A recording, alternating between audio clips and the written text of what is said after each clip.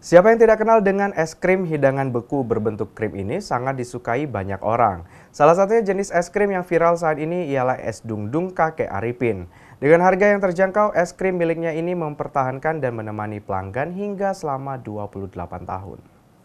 Es krim dung-dung merupakan salah satu hidangan pencuci mulut tradisional yang banyak disukai dari mulai anak-anak hingga dewasa.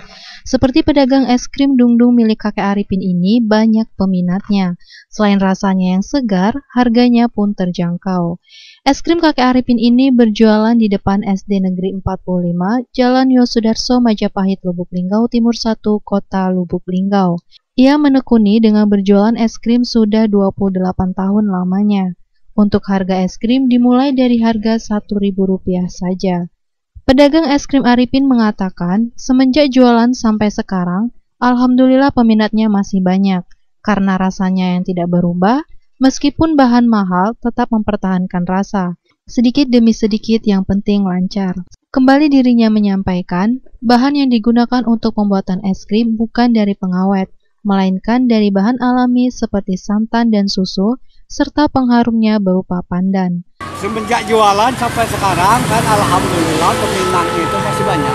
Banyak alhamdulillah ya Pak Karena ya. rasanya itu tidak berubah. Iya.